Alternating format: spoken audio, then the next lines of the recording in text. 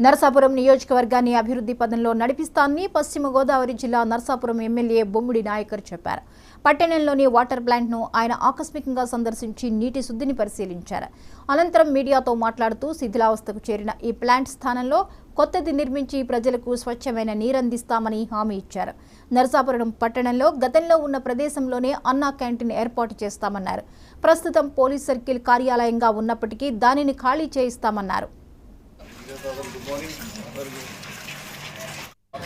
Policy వస్తుంది కొంచెం wait చేయండి.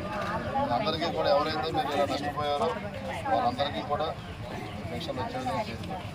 రాష్ట్ర ప్రజలకి నరసాపురం నియోజక ప్రజలందరికీ కూడా ప్రత్యేకంగా ప్రతి ఒక్కరికి కూడా అందరికీ ధన్యవాదాలు తెలియజేసుకుంటున్నాం.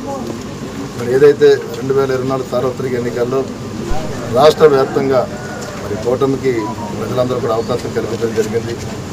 మరి ఈ అవకాశాన్ని మీరు ఇచ్చిన నమ్మకాన్ని అభిమానాన్ని రాబోయే 5 సంవత్సరాలు కూడా ఏదైతే 5 సంవత్సరాల పరిపాలన ఉందో ఈ పరిపాలనలో మీ అందరికీ కూడా రాష్ట్రాన్ని అభివృద్ధి పదంలో ముందుకు తీసుకెళ్లే విధంగా మరి చంద్రబాబు నాయుడు గారు ముఖ్యమంత్రిగా లేదా పవన్ కళ్యాణ్ గారి సహకారంతో రాష్ట్రాన్ని అన్ని రకాలుగా కూడా డెవలప్మెంట్ అయ్యే విధంగా కూడా మేము ముందుకు తీసుకెళ్తామని చెప్పి అందరూ తెలియజేస్తున్నాం.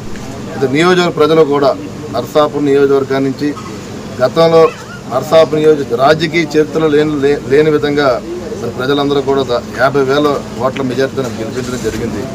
నరసాపురం నియోజక ప్రజలందరికీ కూడా మీడియా సోదరుల ద్వారా నేను ప్రతి ఒక్కరికి హృదయపూర్వక నమస్కారాలు తెలియజేసుకుంటూ మీ అందరికీ కూడా అందుబాటులో ఉండి నరసాపురం నియోజకవర్గాన్ని అభివృద్ధి పదంగా ముందుకు తీసుకెళ్తానని చెప్పి ఈ సందర్భంగా తెలియజేస్తున్నాను.